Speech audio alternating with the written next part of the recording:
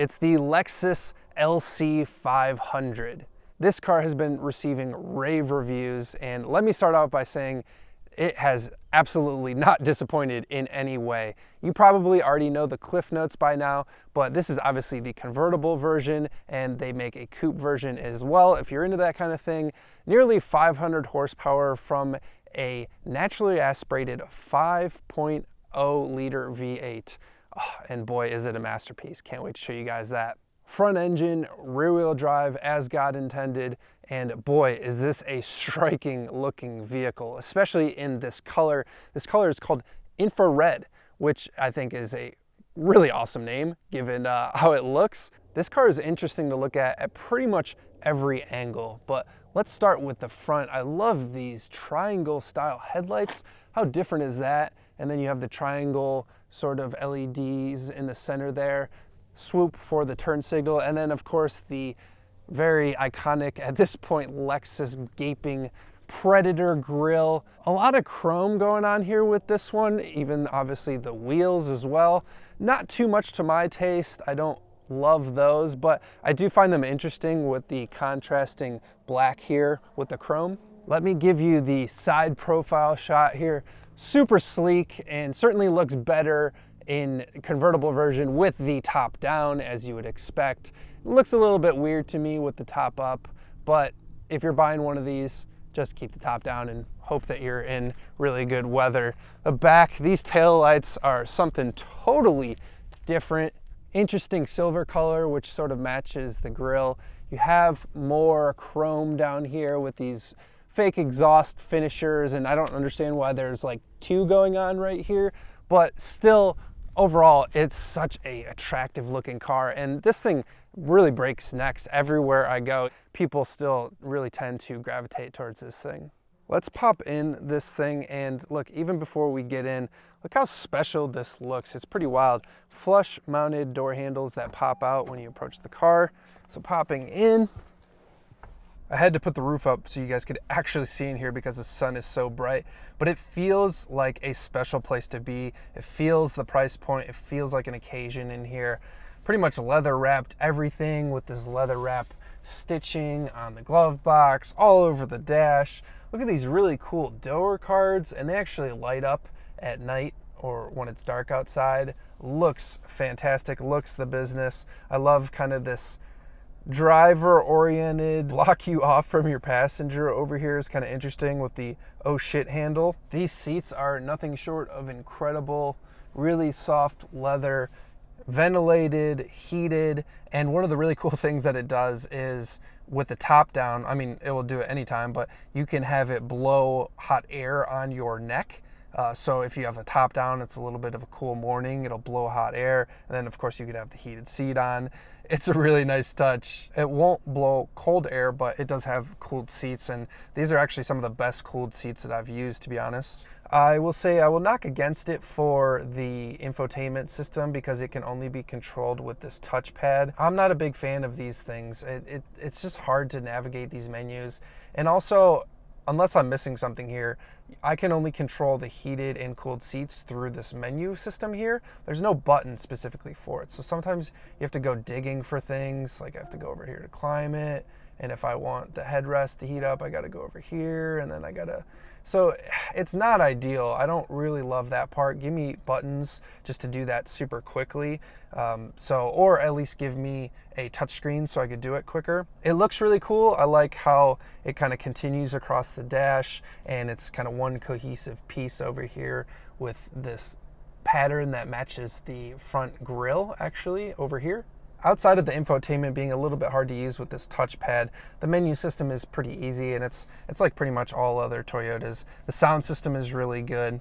This steering wheel is a nice soft leather, and the paddles are nice and big, so it's easy to change gear. They have a nice positive click to them as well. You can see all the other controls here, of course. You have your radar, cruise control, lane departure that you pretty much get on most Toyotas these days.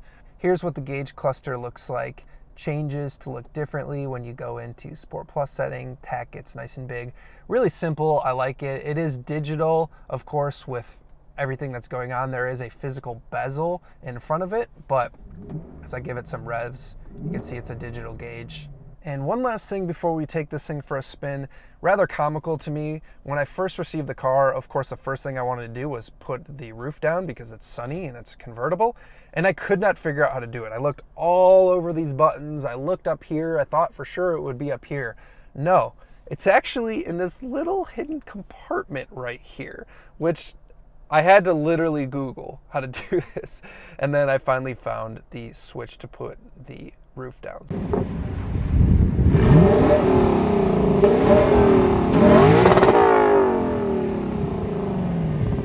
LC500. Yes.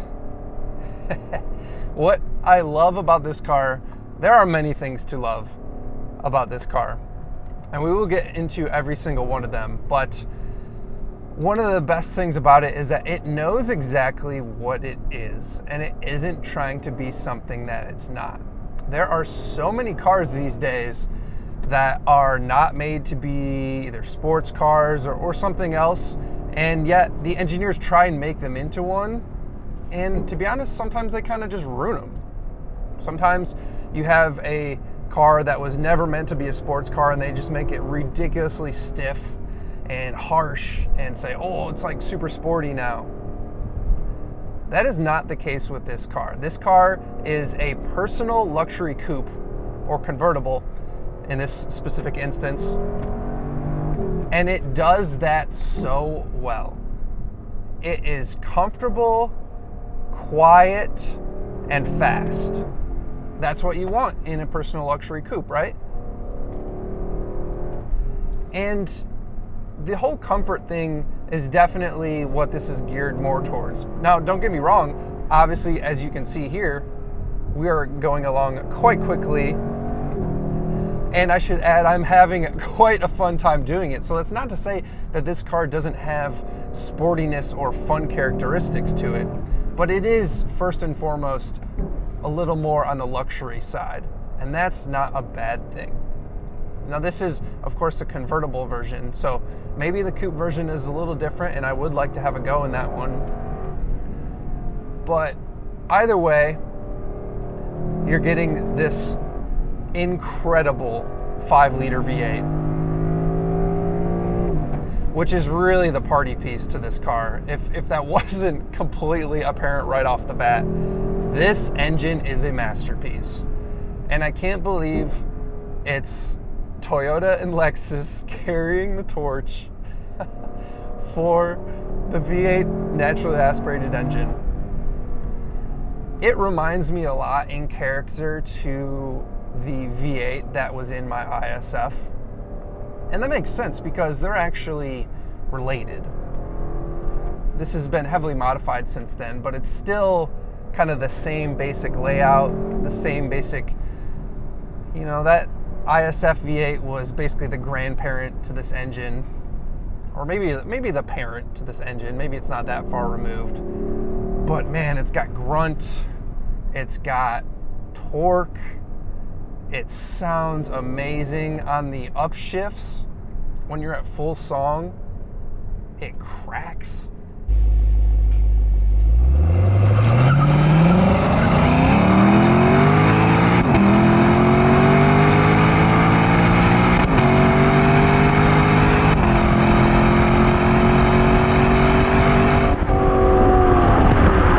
Oh man. And I specifically started today at an area of Angeles Crest where we could go through a tunnel, because a tunnel run is really what this car is about, right? You want to hear this V8, and it's, I don't know how much you're picking up in the video, it's quite quiet. You hear it with the windows up, but when you put the windows down, like I'm about to here a little bit, let's just, there's obviously no one behind us because we're whipping. Let's just do it from a start. You guys are not even ready for this.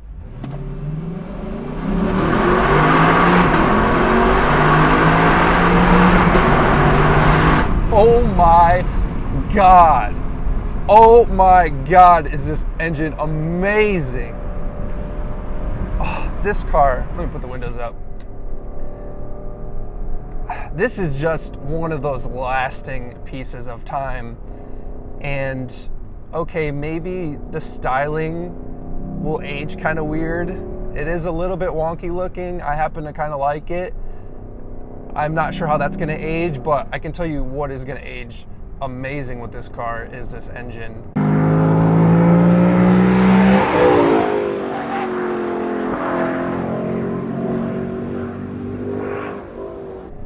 Oh, it's so sad that these NA V8s are going away, guys, because this is beautiful. Such good growl. Oh man, this car. This is a long-term buy and hold. That is for damn sure, because as we mentioned, these engines are going away and you're not going to be able to get this experience for much longer. You're going to have to do it on the used market, which is such a shame. But we can talk more than just the engine, even though that is first and foremost why you buy this car.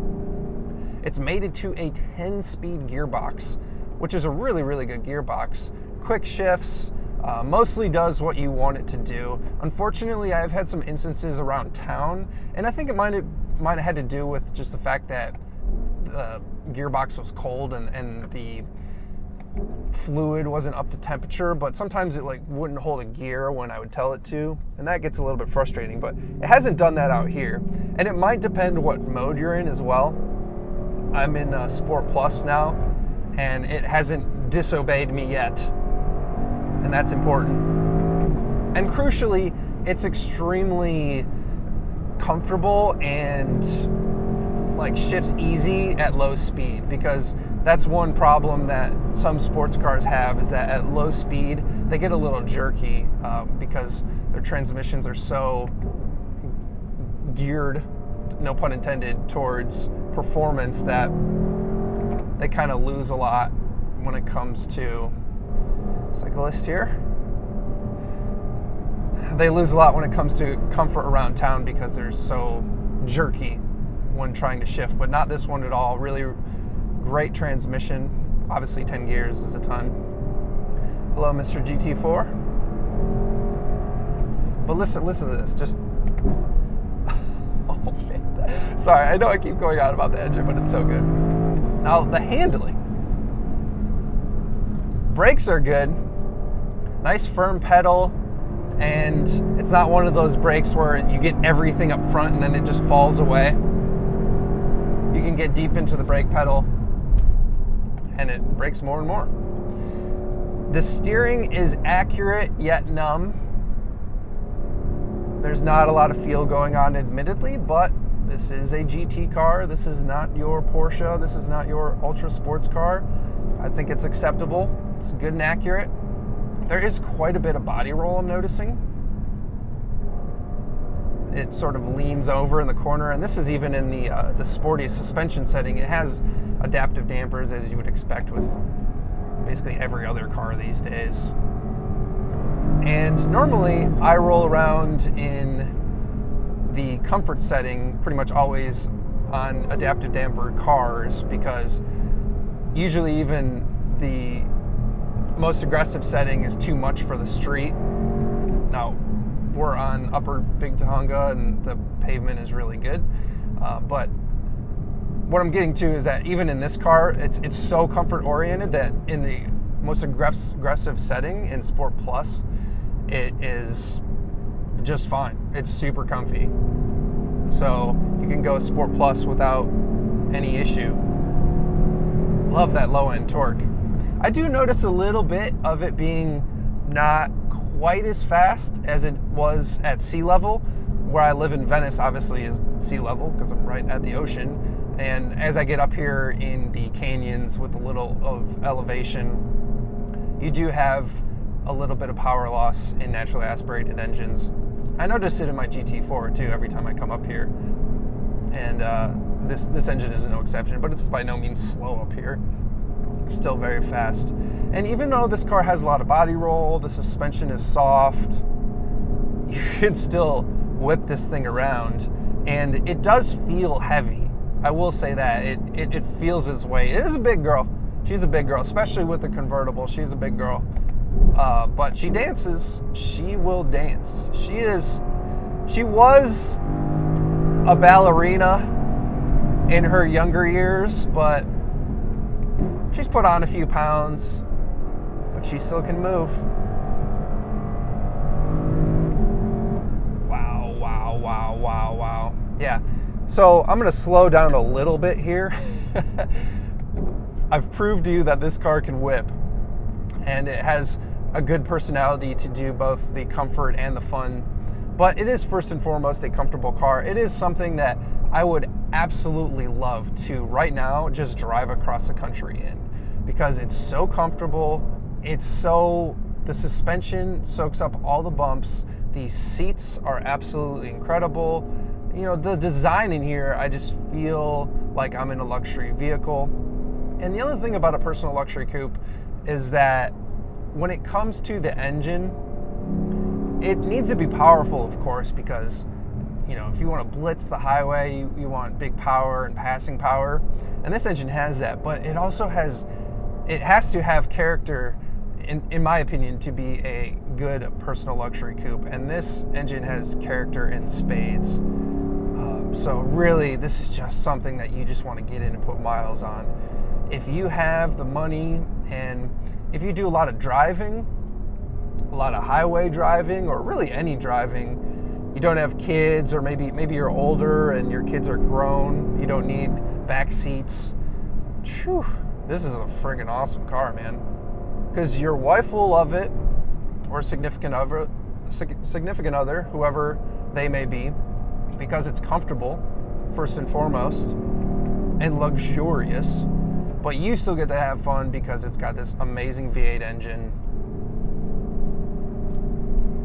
It's a heck of a car. I mean, I know it's not cheap, but it is a very unique car. I'm struggling to come up with kind of competition for it, especially with this naturally aspirated V8 engine. But these seats I could sit in all day. They're amazing. And it's just an amazing car. I really want to have a go. Thank you so much to Lexus for letting me have a go in this thing. I've very much enjoyed it. And I'm not much of a convertible person, but living in LA now and where it's sunny all the time, it makes a lot more sense. I would really like to have a go in the coupe version, as I said, the hardtop. See if they stiffen up the suspension on that and just kind of see what that's like. I definitely prefer the styling of that one as well. But you guys will have to subscribe and look out for that one on the next time. I'll give you one more hit. See, let me bang the rev limiter there. Deep into the red. Deep into the red. Oh yeah. What a perfect way to end the video on this amazing sounding V8. Thanks so much for watching, guys. Like, subscribe, comment if you enjoyed the video. Let me know what I'm doing well. Let me know what I'm doing poorly. And I look forward to seeing you guys on the next one. Eat, Sleep, Drive TV on Instagram. And I will catch you guys later. Peace.